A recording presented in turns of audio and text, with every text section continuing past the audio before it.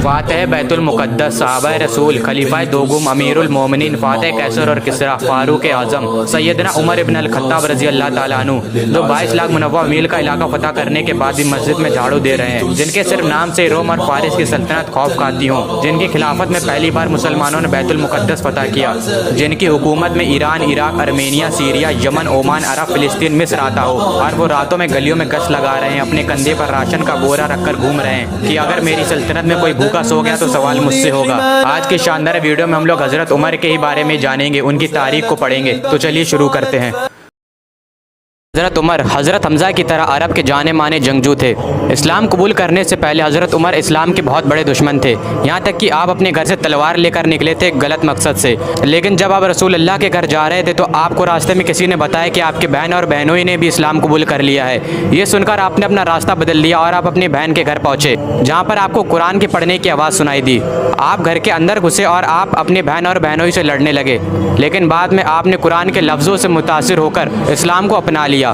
अल्लाह की कुदरत देखिए, जो उमर अभी तलवार लेकर निकले थे अब वो सहाबी रसूल बन गए हैं। हज़रत उमर इस्लाम कबूल करने के बाद हर एक मुनाफिक और काफिर के घर पर गए और गेट खटखटाया।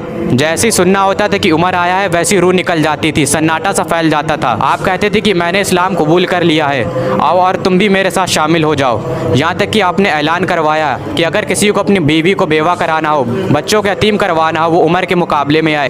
किसी में भी इतनी हिम्मत ना थी कि वो आपका सामना करता। हज़रत उमर के इस्लाम कबूल करने से पहले मुसलमान छुपकर नमाज पढ़ा करते थे, लेकिन हज़रत उमर के इस्लाम कबूल करने के बाद मुसलमानों ने बेखौफ होकर नमाज पढ़ना शुरू कर दिया। रसूल अल्लाह सल्लल्लाहु अलैहि वसल्लम ने हज़रत उमर को फ़ारूक के लक़ब से नवाजा था, जिसका मतलब है सच को झूठ से अलग करने वाला।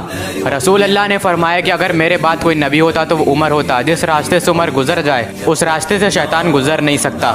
इस दुनिया की तारीख में क्या कोई ऐसा बादशाह, कोई ऐसा शहंशाह और कोई ऐसा हुक्मरान गुजरा है जो 22 लाख मुनव्वा मील का इलाका फ़तह करने के बाद मस्जिद में झाड़ू दे रहा हो? आपकी खिलाफत का ये आलम था कि आप रातों में गलियों में गश्त लगाते थे कि अगर किसी को कोई ज़रूरत हो वो मैं पूरी कर दूं। अगर मेरी खिलाफत में कोई भूखा सो गया तो सवाल मुझसे होगा। एक बार आप एक घर के सामने से गुजर रहे थे तो आपने उस घर से रोते हुए बच्चों की आवाज़ सुनी। जब आपने उनकी माँ से पूछा तो उन्होंने बताया कि ये बच्चे भूख से रो रहे हैं। तो आप आवाम के गोदाम में गए, वहाँ पर हज़रत उमर ने अनाज का बोरा अपने पीठ पर रखा और फिर उन बच्चों के घर पर आए और अपने हाथ से उन्हें खाना बनाकर खिलाया। काफिरों ने कहा कि अगर एक उमर और होता तो पूरी दुनिया में इस्लाम फैल जाता। मेरे नबी ने कहा कि अगर मेरे बाद कोई नबी होता तो वो उमर होता। इतनी अजीम हस्ती